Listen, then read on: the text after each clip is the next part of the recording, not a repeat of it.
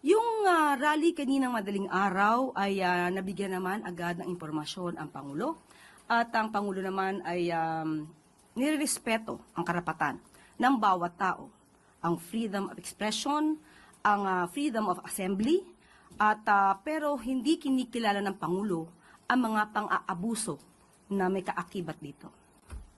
Ano pong pang-aabuso yung tinutukoy natin dito, ma'am? Maaari nating masabi kung may pang-aabuso kung nakakaapekto na sila ng ibang tao.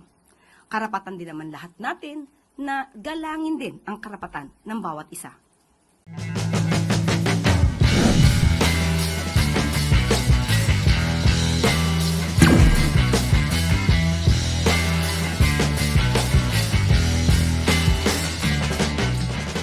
Surprise. Yung rally kaninang madaling araw ay nabigyan naman agad ng impormasyon ang Pangulo. At ang Pangulo naman ay nirerespeto ang karapatan ng bawat tao. Ang freedom of expression, ang freedom of assembly, at pero hindi kinikilala ng Pangulo ang mga pang-aabuso na may kaakibat dito. Ano pong pang-aabuso yung tinutukoy natin dito, ma'am? Maaari nating masabi kung may pang-aabuso kung nakakaapekto na sila ng ibang tao. Karapatan din naman lahat natin na galangin din ang karapatan ng bawat isa. Ano po yung instruction ni Presidente when he learned about this rally? What did he tell the people in authority? Ganun pa rin, maximum tolerance ang dapat na ipairal at makinig lang kung ano ang kanilang sasabihin, pero kung may lumalabag sa batas ay dapat din ipatupad ang batas. Pero dito po sa Malacanang, may nakita po ba tayo na dahilan para mas maghigpit ng security? Naka-heightened alert po ba yung Presidential Security Command? Nagmamonitor po ang Pangulo. Nagmamonitor po sa mga galaw, hindi para lamang sa palasyo, kundi para sa taong bayan na naaapektuhan, na naiipit sa trapiko dulot nitong rally or protesta. Does Malacanang see this as a threat, ma'am? Wala pong nakikitang threat dahil alam naman po ng Pangulo na ang kanyang ginagawa ay para sa taong bayan. So kung meron lang po siguro mga ibang interes o interes ng ibang grupo, interes ng ilang tao, hindi po siya dapat na maging hadlang sa pagpapatupad ng Pangulo at ng administrasyon ito ng batas. Sunod na tanong mula kay Katrina Domingo, ABS-CBN. Good afternoon, Undersecretary. How grave is the impact of the rally in the eyes of Malacanang? Why did the President deem it important to or deem it fit to cancel several events this morning? Dahil nga po, Pangulo ay kailangan mag-monitor. Unang-una, ano ba yung impact? Grabe po ba ang impact ng rally o protesta na ito? Sa paningin po ng administrasyon, magkakaroon po ito ng impact, hindi lang para sa palasyo, kung hindi sa buong mamamayan natin na naapektuhan ng surprise rally na ito. Alam po naman natin na kapag nagrarally at gagamit po kayo ng kalsada ay dapat may permit. At hindi po ito dapat na inililihim para naman po makapaghanda ang gobyerno. So, magkakaroon po ito ng impact sa bawat tao, sa bawat trabahador, sa bawat estudyante, sa bawat pasyente na nakasakay sa ambulansya na dadaan sana sa EDSA.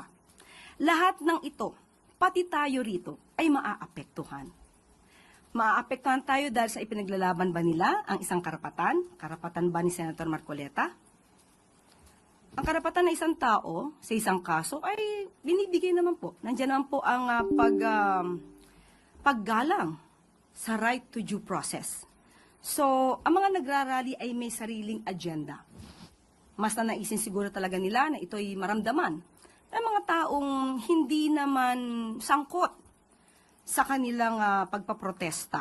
Nagkakaroon lamang tayo ng mga collateral damage, naapektuhan yung hindi naapektuhan, pero ito po ay makakaapektong malaki sa ekonomiya, sa bawat negosyo, sa bawat tao na kailangan pumasok sa kanilang eskwelahan, sa kanilang trabaho, o pumunta ng mabilisan sa ospital. Ma'am, yung administrasyon po, paulit-ulit na sinasabi na dapat managot ang dapat managot. How will the administration hold those protesters accountable given na nagrally po sila ng walang permit and as you mentioned, marami pong naabala dahil hindi nagkaroon ng rerouting and other possible arrangements ahead of that rally?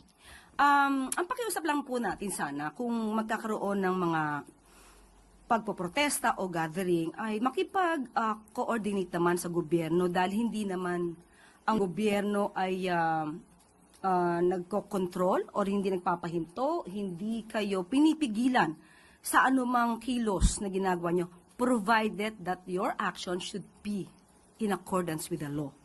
So, kung meron po tayo makikita ngayon na violation ng anumang batas, ito po ay iimbestigahan at kung kailangan na managot at kitang-kita naman siguro kung meron paglabag sa batas, ay kailangan din po managot.